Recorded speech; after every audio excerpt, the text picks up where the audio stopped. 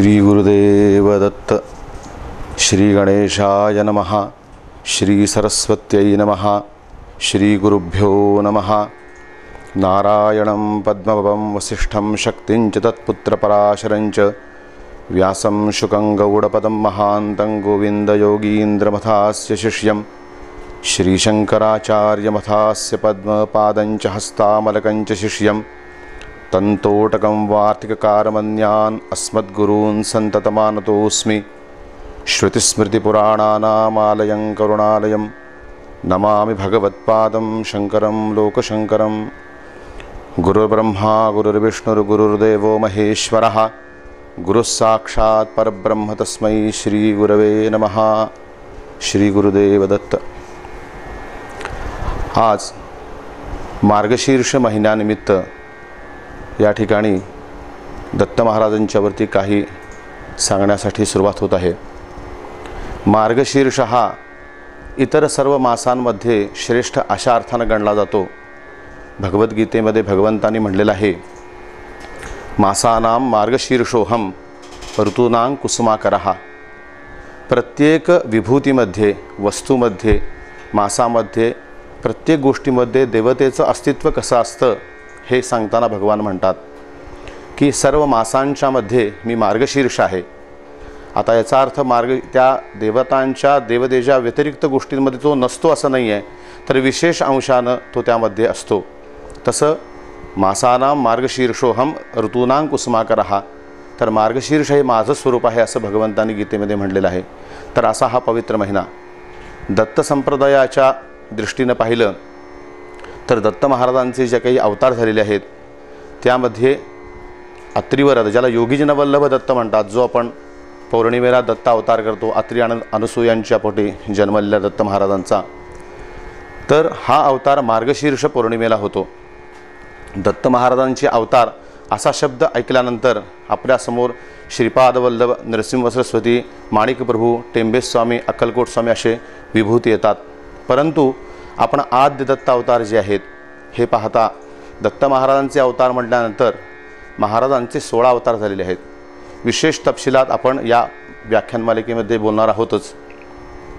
परंतु दत्त संप्रदाय, दत्तात्रेयांच्या व्यक्तिमत्वाची पार्श्वभूमी अशा काही गोष्टी प्रथम आपण पाहत आहोत की ज्या आपल्याला तुटक तुटक स्वरूपात ठाऊक आहेत. आपण त्यांचं एकीकरण किंवा त्यामागचं निशेष गुह्य जाणलेलं नाही आहे. तर त्या दृष्टीनं पाहता दत्तात्रेयांच्या वडिलांचं नाव आहे अत्री. अत्री हा नैतत्पुरुष समास न त्री, ज्यांच्या ठिकाणी त्रिपुटी नाही आहे. सत्व रज तम अशा स्वरूपांचे जी काय सृष्टीमध्ये त्रिपुटी आहे असं ज्यांच्या ठाई नाही आहे, जे त्रिगुणातीत आहेत त्यांना अत्री म्हणलेलं आहे.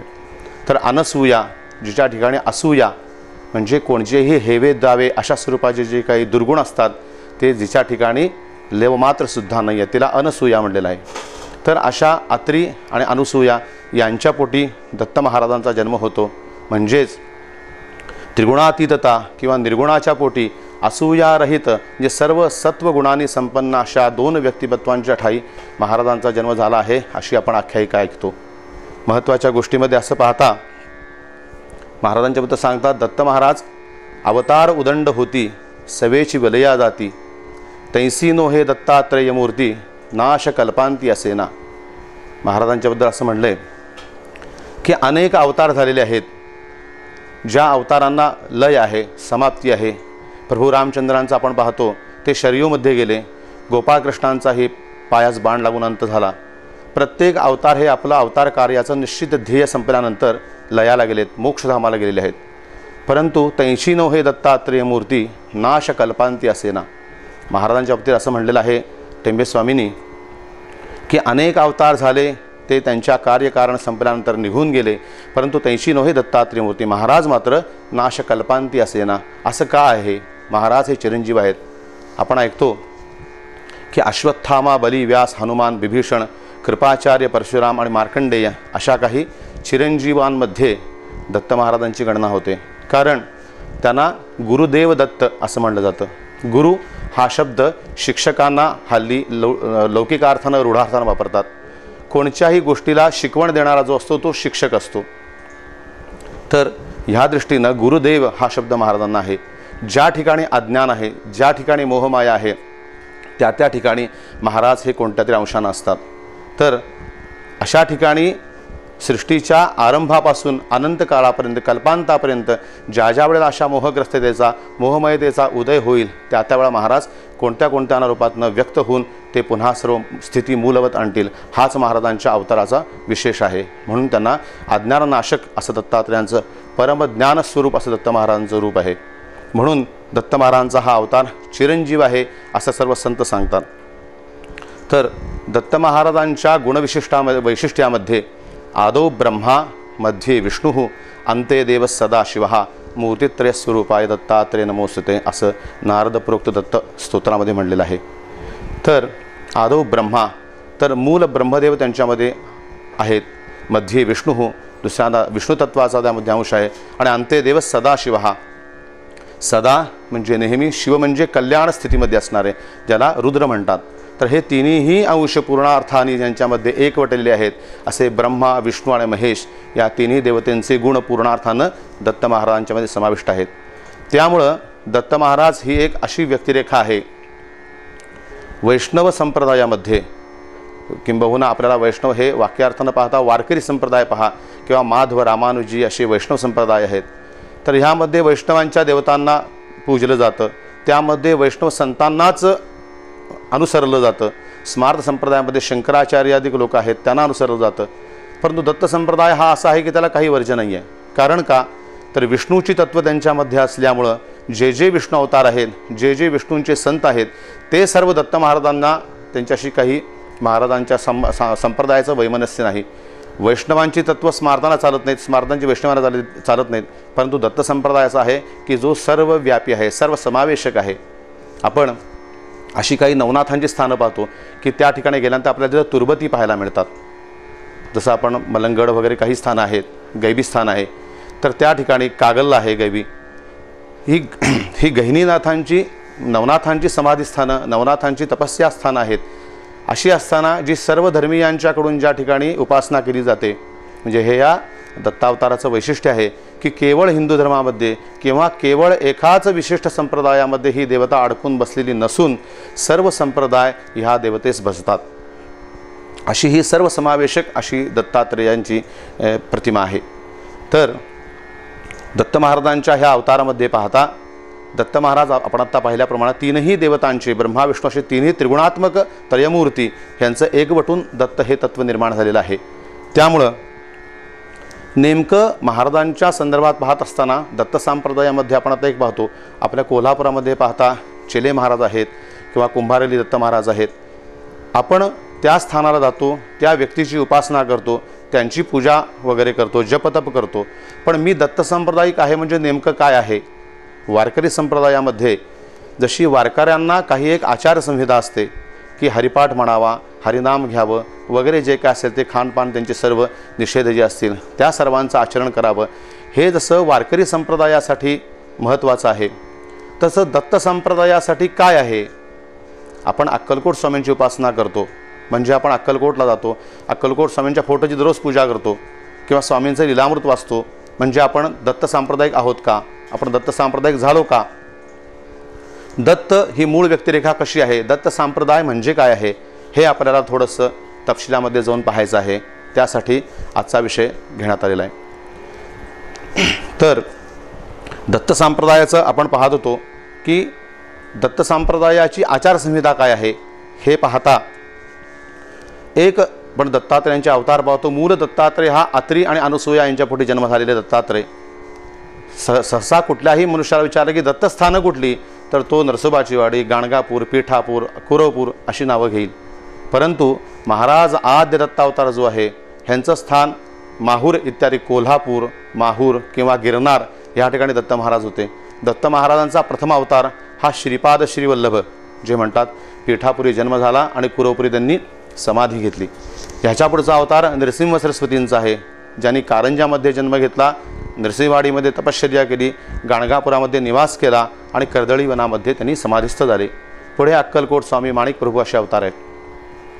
परंतु ह्या अवतारांच्या तपशिलामध्ये जाऊन पाहता आपल्याला काय दिसतं की मूल दत्तात्रेयांचे जे अत्र्यनुसूया म्हणतो आपण त्यांना मूल दत्त म्हणू, मूळ दत्त स्वरूप, तर त्यांची आचारसंहिता असलेले असे कोणतेही नियमात्मक ग्रंथ फारसे उपलब्ध नाहीत.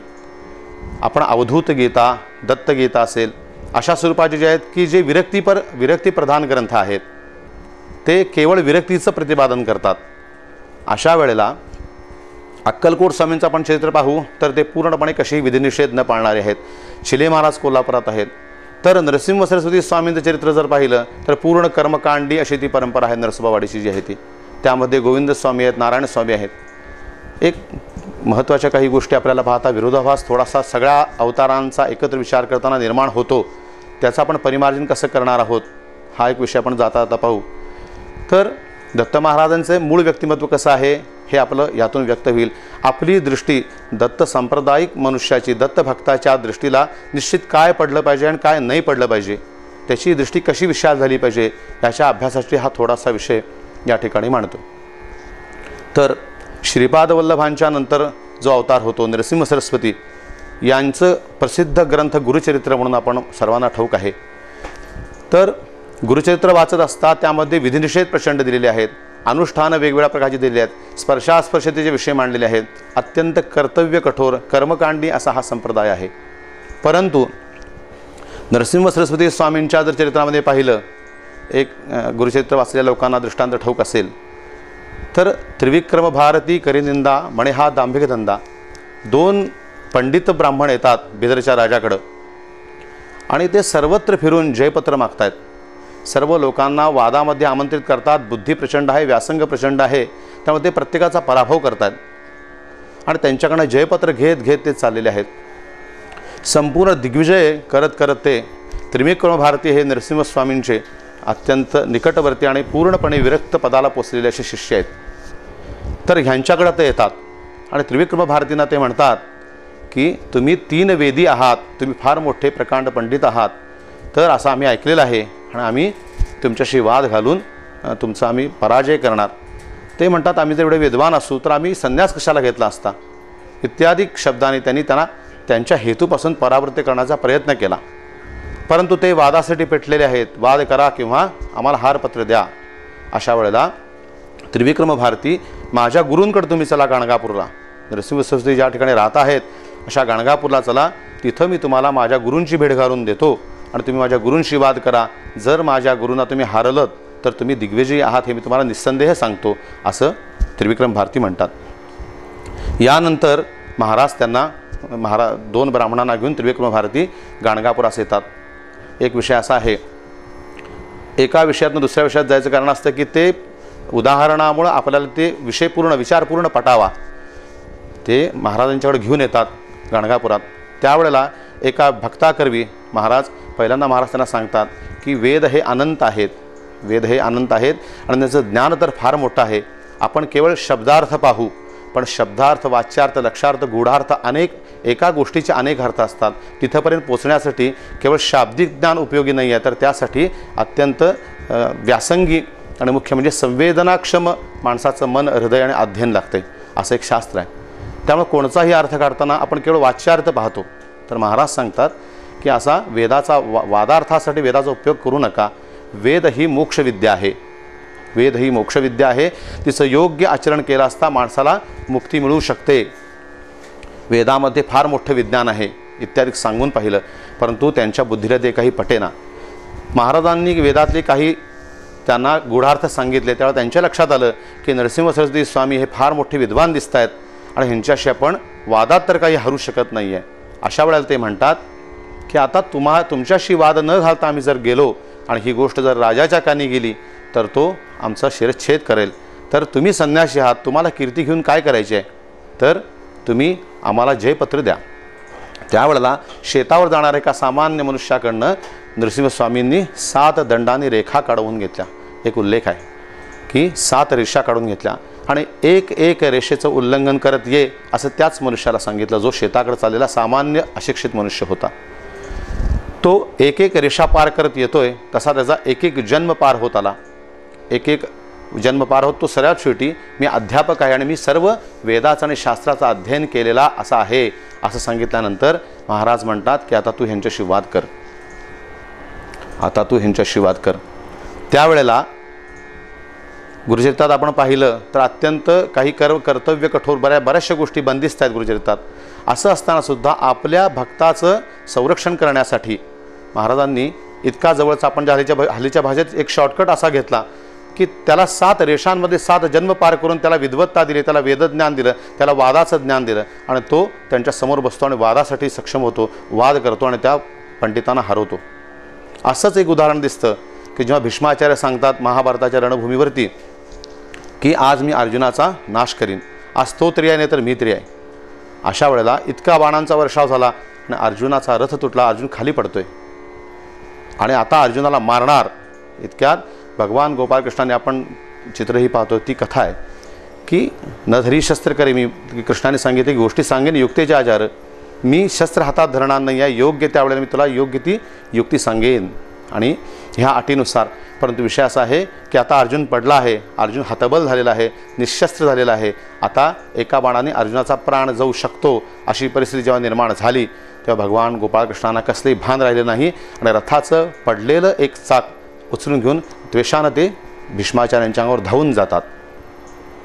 एक विषय असा आहे की स्मरण केलं असता सुद्धा ज्यांच्या हातामध्ये सृष्टीचं ब्रह्मांडाचा नाश करणारं सुदर्शन येऊ शकतं, सुदर्शन विद्या ही ज्यांच्या हातात आहे, असं चक्र आपल्या हातात आहे, या गोष्टीचं त्या क्षणी स्मरणसुद्धा भगवंताला राहत नाही आणि ते हातामध्ये रथाचं चाक इतकी सामान्य गोष्ट आहे. रथाच्या चाकाने भीष्माचार्यांना काय होणार होतं हाही पुढचा प्रश्न आहे. पण असं चाक घेऊन ते भीष्माचार्यांच्या अंगावर जातात. थोडक्यात असं आहे की कृपाळूपणे अल्पधारिष्टेप आहे.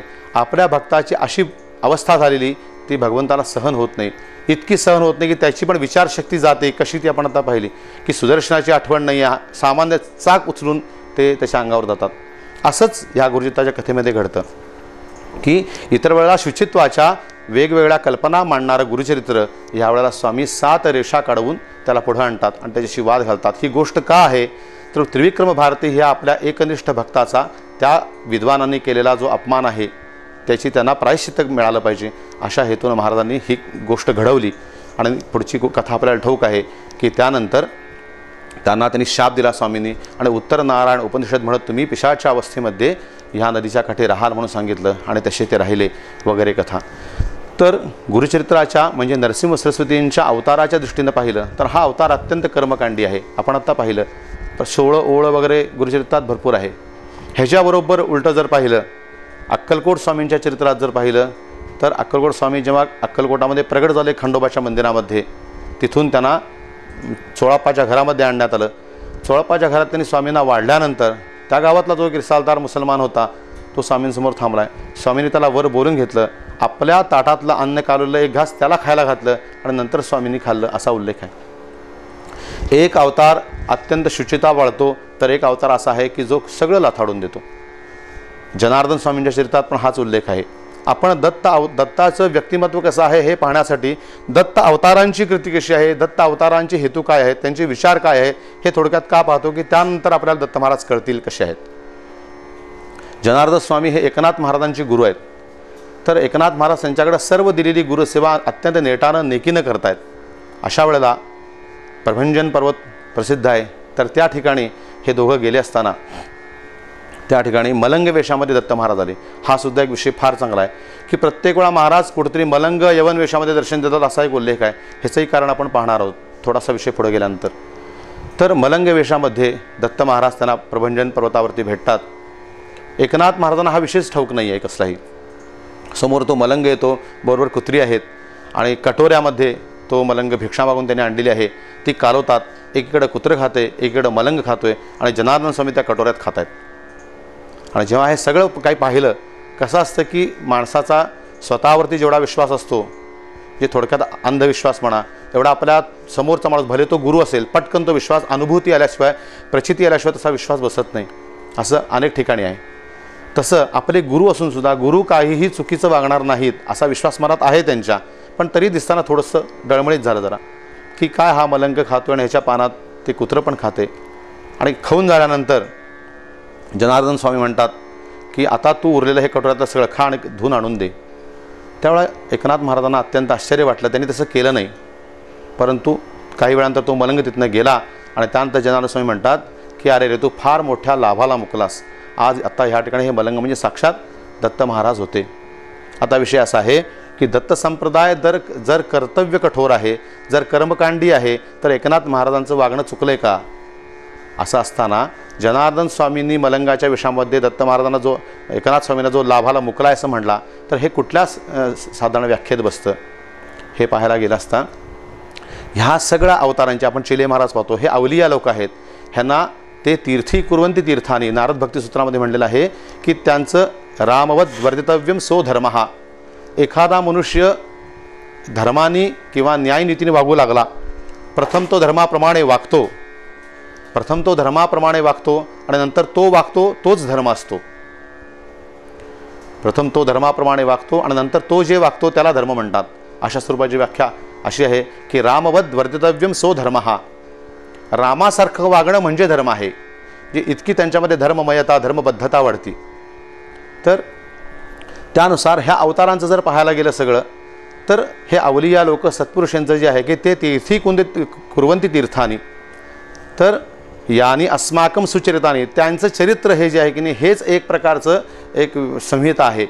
ते जे वागतात तोच धर्म असतो. संत हे साक्षात शास्त्राची चालती बोलती व्याख्या असतात. नियम आपण पाळतो परंतु फळं त्याचं ते भोगत असतात. त्यांचं वागणं सदा संताप, स्वामी महाराजांनी म्हटलेल्या टेंबे स्वामींनी, सदा संताप अशी जावे त्यांचे जवळी बैसावे, उपदेश ते न देती तरीही ऐकाव्या त्या गोष्टी. संतांच्या जवळ जरी नुसतं गेलं आणि संत काय बोलतात, कसे चालतात, समोर आलेल्या माणसाशी ते कसं वागतात, ह्या गोष्टीसुद्धा माणसाला त्यांनी जन्मभर शिकलेल्या, त्यांनी जन्मभर आचरलेल्या अनुष्ठानाचा विचाराचा परिपाक असतो. त्यांचं वागणं, हलणं, बोलणं, विचार करण्याची पद्धती हे सुद्धा एक आदर्श असतं. तर अशा स्वरूपाचं की संतापाशी जावे, संत हे असे आपल्याला प्रत्येक गोष्टींनी काहीतरी शिकवत असतात. तर आपण आता पाहत होतो त्यानुसार असे परस्पर विरोधी ही आचरणं दिसतात संतांची. तर म्हणून दत्त महाराजांचा आपण जर बघायला गेलो तर दत्तात्रेय हरे कृष्ण उन्मत्त आनंददायक. आपण महाराजांच्या मूळ अवताराकडे आता येऊ की आपण महाराजांचे अनेक अवतार पाहिले की त्यामध्ये काही ठिकाणी धर्मबद्धता आहे, काही ठिकाणी बिलकुल धर्म न मानणारे, धर्मशृंखला धर्माची चौकट तोडून टाकणारे असे आहेत. परंतु वैशिष्ट्य असं आहे की ही माणसं आपल्याकडे येणाऱ्या भक्तांना धर्म मोडा म्हणून सांगत नाहीत, तुमची चौकट तोडा म्हणून सांगत नाहीत, कारण अशानं सगळीकडे अंधाधुंदी माजेल. त्यामुळं त्यांचं वागणं त्यांना शोभतं. अनेक उदाहरणं आहेत की गोंदवलेकर महाराजांना संपूर्ण तांबड्या मिरचीचा गोळा खायला घातला, ती पचवायची ताकद त्यांच्याकडे असते. अनेक सत्पुरुषांच्या बाबतीत असं घडतं. आपण म्हणतो की ह्याने हे केलं मग आम्ही का नाही, कारण त्यांची ती ताकद असते. तर आपण थोडक्यात हे पाहत होतो की दत्त संप्रदायामध्ये दत्तांचे अवतार जे आहेत ह्यांची व्यक्तिमत्व कशी आहेत. तर आता मूळ दत्तावताराकडे येत असताना अशा प्रकारे हा दत्तावतार की तो कर्मकांडी पण आहे पण कर्मबाह्य पण आहे, तो अवधूत आहे, तो स्वेच्छाचारी आहे, तो काही करू शकतो. तर ह्यांचं व्यक्तिमत्व कोणत्याही शास्त्रव्याख्येमध्ये कोणत्याही मर्यादेमध्ये बद्ध होत नाही. तर असा हा दत्तावतार. ह्या दत्तात्रेयांच्याबद्दल आपण आता थोडक्यात व्यक्तिमत्व पाहिलं. दत्त महाराजांच्या अवतारामध्ये थोडक्यात दत्त महाराजांच्या इतिहासाबद्दल पाहताना असं म्हणलं जातं की अत्री हे वेदकृत ऋषी आहेत. वेदामध्ये अत्रींचं एक मंडल आहे. ह्या मंडलाचे करते वेदकर्ते अत्री आहेत. तर अत्रींनी वेदामध्ये काही मंडलांची रचना केलेली आहे. ते फार मोठे शास्त्रज्ञ होते असाही उल्लेख वेदामध्ये आलेला आहे. वातयंत्र त्याबद्दल एक असं सांगितलं जातं, दत्त पुराण जे आहे तर त्यामध्ये हे संदर्भ सगळे आलेले आहेत. सहसा आपल्याला दत्त पुराण म्हटलं की वासुदेवानंद सरस्वती टेंबेस्वामी लिहिलेलं पुराण माहिती आहे. परंतु महर्षी वेदव्यास विरचित दत्त पुराण म्हणून एक जुनं पुस्तक आहे की ज्यामध्ये पूर्ण व्यासांनी केलेली 18 पुराण आहेत. त्याप्रमाणे दत्तात्रेयांचं मोठं पुराण आहे. तर त्या ग्रंथात सुद्धा महाराजांचे पूर्ण उल्लेख आलेले आहेत. तर त्यामध्ये त्यांनी सांगितलेलं आहे की अत्रेर वंशम प्रवक्ष्यामि तृतीयस्य प्रजापतेः तस्य पत्न्यस्तु सुंदर्यो दशैवासन पतिव्रताः. तर ऋग्वेदाचं 5वं मंडलामध्ये अत्रींनी स्वतः काही मंत्र सिद्ध केलेले आहेत. त्यांनी योग्य ठिकाणी पाऊस पाडण्यासाठी वातयंत्र निर्माण केलं होतं की पावसाचे आलेले ढग योग्य त्यांना अपेक्षित त्या ठिकाणी जावेत आणि त्या ठिकाणी पाऊस पडावा. त्याला वातयंत्र असा उल्लेख वेदात आहे. तर ग्रहणाबद्दलचं पुरेपूर ज्ञान हे सर्वप्रथम अत्रींनी दिलं. जसं वेदात म्हणलेलं आहे की यं वै सूर्यं स्वर्भानुस्तमसा विद्यदासुरः अत्रयस्तमन्वमिंदम. तर अत्रींनीच ते जाणलं की हे काय झाले आणि त्यांनी सगळीकडे सांगितलं की ग्रहण म्हणजे काय असतं. तर असे अत्रीही, तर एक शास्त्र आहे की अत्री हे ज्या यज्ञामध्ये असतील तर या ऋत्विजामध्ये, ज्या गुरुजींच्यामध्ये होमामध्ये अत्रिगोत्री ब्राह्मण प्रथम असेल तर त्याला पहिला दक्षिणा द्यावी, हे अत्रींपासून सुरू झालेलं आहे. अत्री वंशाला फार मोठा मान होता. तर अत्रेर वंशम प्रवक्ष्यामी तृतीयस्य प्रजापते हे तस्य पत्न्यस्तु सुंदर्यो दशैवासन पतिव्रताः. ब्रह्मदेवांच्या प्रत्येक अंशापासून, अंगापासून अनेक ऋषींची निर्मिती झाली. तर अक्ष्णोत्पत्ताय विद्महे अत्रींना म्हणले. तर ब्रह्मदेवाच्या ज्ञानचक्षूमधनं अत्रींची उत्पत्ती झालेली आहे. ब्रह्मदेवाचे निखळ ज्ञान, तर त्यातून अत्रींची उत्पत्ती झालेली आहे. तर आपल्याला असं माहिती आहे की अत्री आणि अनुसूया या दोन गोष्टी आपल्याला ठाऊक आहेत. पण दत्त पुराण असं सांगतं की तस्य पत्न्यस्तु सुंदर्यो दशैवासन पतिव्रताः. तर त्यांना सुंदर अशा 10 पत्नी होत्या अत्री महर्षींना. तर अत्रेस्तु बहवः पुत्रा श्रूयन्ते मनुजाधिप. आपल्याला त्यातली एक अनुसूया माहिती आहे. ती शांत आणि पतीला अनुगामी असणारी आणि त्यांच्याप्रमाणे सात्विक अशी होती. आपण मगाशी जे सांगितलं की अत्रींच्या इतर ज्या पत्नी होत्या ह्यांना पण मुलं झालेली आहेत. तर त्यांना व्रात्य म्हणून एक संभावना आहे. म्हणून मलंग वेशामध्ये येऊन एकनाथ जनार्दन महाराजांच्या दत्त महाराज दर्शन दिला असे उल्लेख आहेत. अनेक ठिकाणी उल्लेख आहेत ते. तर अत्रींच्या इतर पत्न्या ज्या होत्या, इतर त्यांची जी मुलं होती त्यांना व्रात्य अशी संज्ञा आहे. कारण ते वेदविद्या किंवा तदनुषंगिक जे शास्त्र धर्म आहेत अशा कोणत्याही गोष्टी ते मानत नव्हते आणि कर्मकांडाला त्यांनी लाथाडलं होतं. म्हणून त्यांना धर्मातनं बहिष्कृत केलं होतं. त्यांना व्रात्य अशी संज्ञा होती. त्या अनुषंगानं महाराज इतरही जातींमध्ये वेगवेगळ्या रूपामध्ये दिसतात. नमस्कार. श्री गुरुदेव दत्ता, श्री गुरुदेव दत्ता, श्री गुरुदेव दत्ता, श्री गुरुदेव दत्ता. दिगंबरा दिगंबरा श्रीपाद वल्लभ दिगंबरा, दिगंबरा दिगंबरा श्रीपाद वल्लभ दिगंबरा.